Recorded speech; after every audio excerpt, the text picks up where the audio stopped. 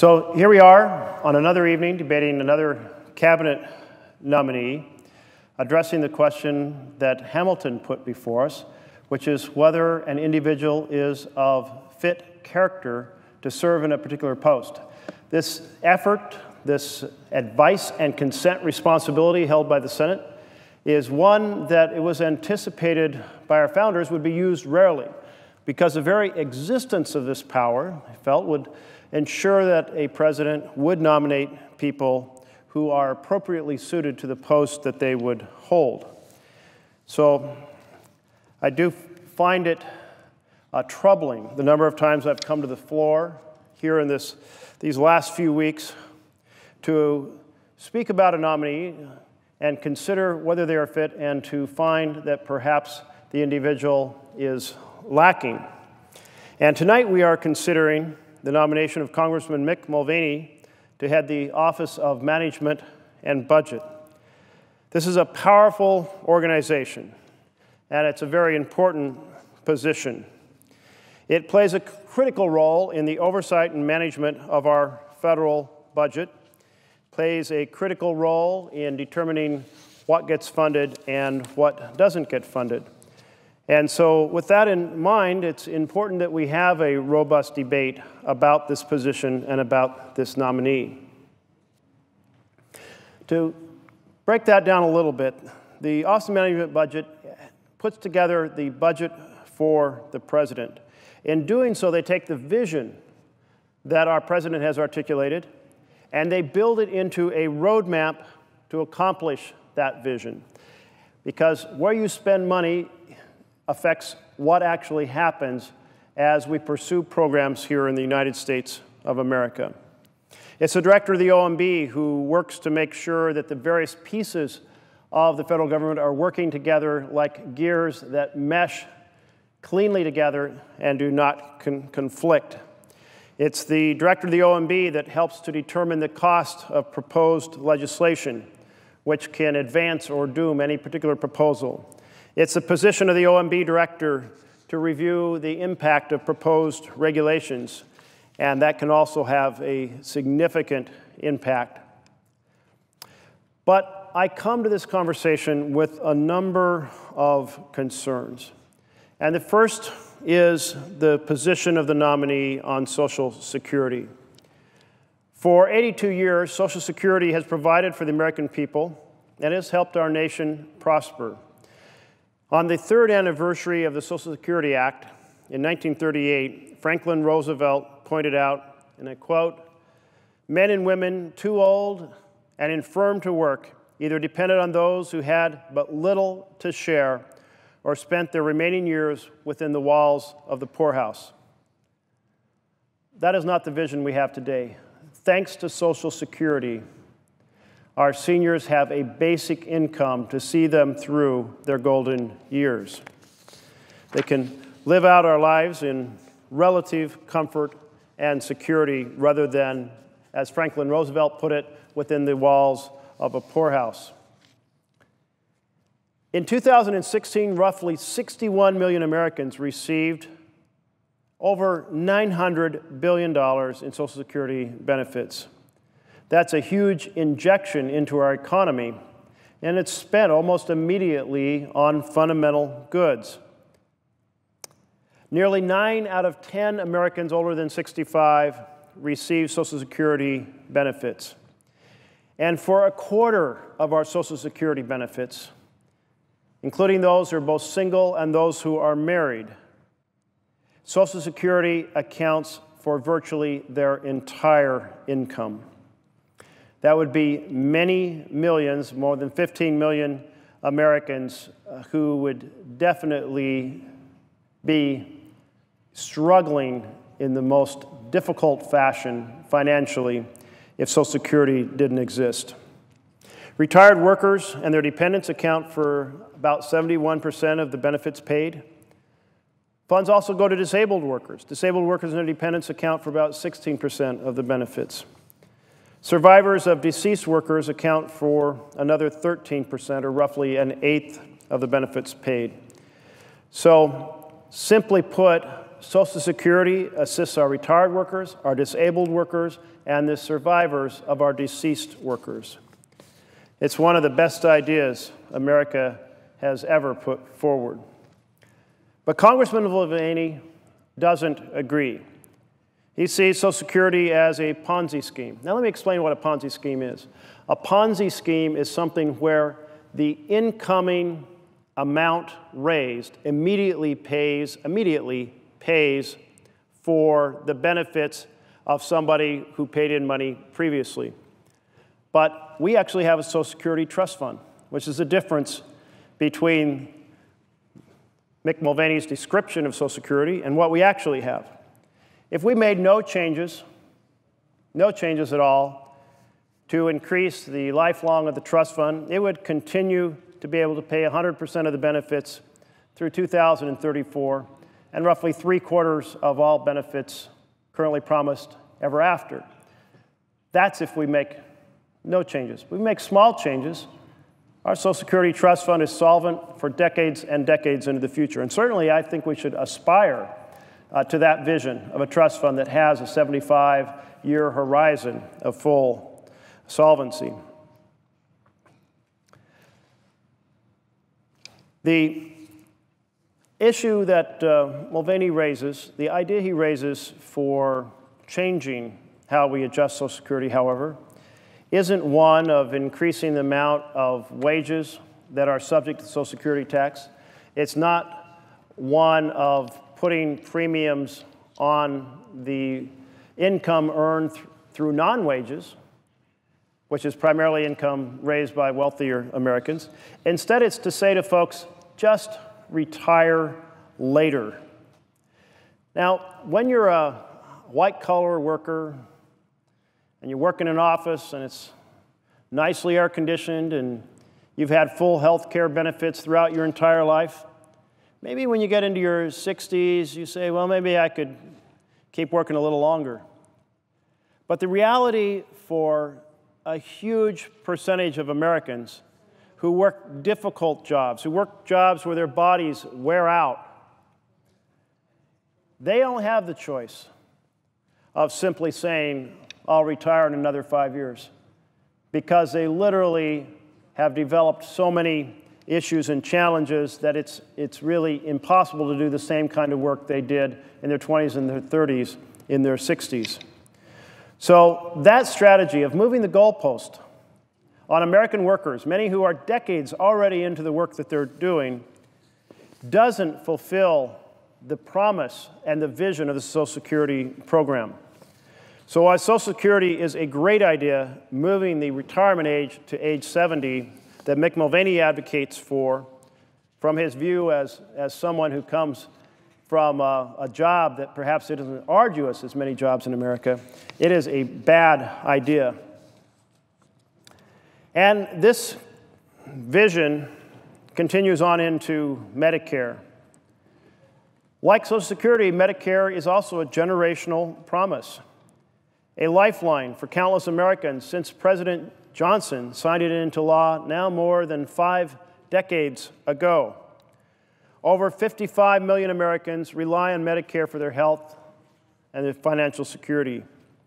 Roughly 46 million are older Americans, 9 million are younger Americans with disabilities or certain illnesses. But all of this program has worked incredibly well. Our nominee wants to end Medicare as we know it. Those are ominous words for the 55 million Americans relying on Medicare. And he also believes we have to raise the retirement age. He told Bloomberg News in 2011, you have to raise the retirement age, lower the payout, change the reimbursement system. Well, the problem with raising the retirement age is the same problem we have with Social Security. American workers working hard in many types of jobs, their bodies are worn out. I used to have folks come to my town halls and say, Senator, I'm just trying to stay alive until I get to age 65. And they'd tell me how they had multiple diseases, and they were choosing between which disease to treat, or how they had a single significant problem, but they were deciding to skip their pills every other day, or cut their pills in half, or perhaps go a week without their pills at all, or how they were choosing not to go to the doctor when they developed a difficulty because they were afraid that they wouldn't be able to afford the payment. And so that is not a healthcare system. But Mick Mulvaney wants to say to those folks, oh, you reached age 65? Too bad. I'm providing this healthcare program another 5 years into the future. That is simply wrong. But more than wrong, it's also in direct contradiction to the promises made by President Trump during his campaign. I think the contrast is incredibly stark between the president's promise to Americans that, unlike so many of the folks in his party, he would not be the one to promote tearing down Medicare and Social Security. He'd not be the one to promote advancing the retirement age so that people who are struggling have to struggle for another 5 years. So it's a poor fit between this individual and the office and the promises made to American people. Another concern I have is in regard to Congressman Mulvaney's advocacy for shutting down the economy. He seems very comfortable playing Russian roulette with our economy. He and a group of other House members brought our government to a screeching halt in 2013 because they wanted to defund the Affordable Care Act. Well, what is the Affordable Care Act? Well, the Affordable Care Act has enabled 20 million Americans to gain access to health care that they didn't have previously. In my home state of Oregon, the Affordable Care Act has enabled about 500,000 people to gain access to health care, both through the expansion of Medicaid as the Oregon Health Plan, and also through the Health Care Exchange, a marketplace where you can compare one policy to another, shop for the policy that best fits your family, and for those of modest means, get credits that help you pay for those policies so you could actually afford them. It's the Affordable Care Plan that provides for a health care set of benefits, benefits such as the ability to keep your children on your policy through age 26, benefits such as not having an annual limit or a lifetime limit on your policy, so that when you do get seriously ill, you don't run out of health care partway into treating your disease. It's the Affordable Care Act that ends gender discrimination in the insurance marketplaces. It's the Affordable Care Act that says if you have a pre-existing condition, you can still get insurance. Now, I was at a fundraising walk for a woman who she didn't have multiple sclerosis, but it was a fundraiser for multiple sclerosis. She had a family member who had multiple sclerosis. And she said, Senator, this year is so different than last year. That would be the year before the Affordable Care Act was implemented. And I said, how so? She said, a year ago, if your loved one was diagnosed with MS, and they had insurance, you knew that there was a good chance their insurance was going to run out at the end of the year, or they'd hit a lifetime limit, and they wouldn't be able to pay for the care that they needed. And she said, if you didn't have insurance, you now had a pre-existing condition that would prevent you from ever getting insurance.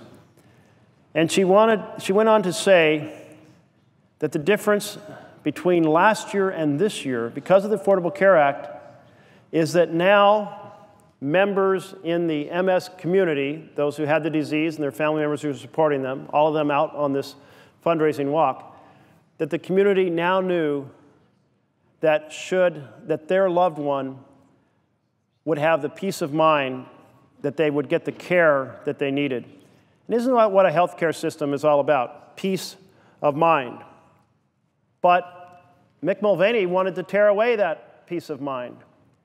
He proceeded to support a 16-day government shutdown that cost our country $24 billion. $24 billion. And to what purpose? To rip peace of mind away from 20 million Americans. Back in 2015, he threatened to do it all again. The damage he'd done, the $24 billion that he had stolen from the American Treasury in the context of damaging the government that shutdown, he was ready to do it all again in order to make sure that Planned Parenthood never gets a dime from the government. Now, please be clear here. Not a single dime from the government goes to Planned Parenthood for abortions. In fact, the organization that has done more to decrease abortions than any other in our country is Planned Parenthood. But the government funds go for different purposes. They go to Planned Parenthood to do cancer screenings, breast cancer screenings, prostate cancer screenings, and a whole host of fundamental basic health clinic health care. They are the health provider for 2.5 million American women. But just as he was ready to recklessly shut down the government, to rip health care away from 20 million Americans in 2013, he is ready to defund these essential health care clinics serving 2.5 million Americans in 2015. That is a sign of someone who has lost their policy foundations and is acting in an irresponsible and unacceptable manner. And then let's talk a little bit about the Consumer Financial Protection Bureau. The CFPB was a response to a big problem we had in America, which we had no one looking out to shut down predatory financial practices. Now, it was a responsibility of the Federal Reserve. But the Federal Reserve had their conversation on monetary policy up in the penthouse, the top level, if you will. That's what the chairman of the Federal Reserve paid attention to. And they took their responsibilities for consumer protection, and they put them down in the basement, and they locked the door, and they threw away the key. And folks kept coming to the Federal Reserve saying, hey, there is a major concern here. We have these predatory home mortgages that have these teaser rates, and they're going to destroy the families that get those mortgages. They're going to destroy their dream of home ownership and turn it into a nightmare. And people went to the Federal Reserve, and they said, and by the way, we now have these liar loans where there is no documentation of income, and people are being sold these loans that they have no hope of repaying. And in addition, we have another predatory practice called steering payments, which are kickbacks to originators. So they're getting these kickbacks to steer people into these subprime loans at high interest rates rather than the prime loans that qualify. And what happened? The Federal Reserve ignored it, ignored all of it, set the foundation for the collapse of our economy in 2008. So along comes Elizabeth Warren. Elizabeth Warren, as an advocate, not yet a senator, comes to this body and says, we need an agency whose mission is to look out and stop predatory financial practices, a Consumer Financial Protection Bureau. And we got it done. But what does Mick Mulvaney say about this effort to stop predatory financial practices? He says it's a sick, sad joke.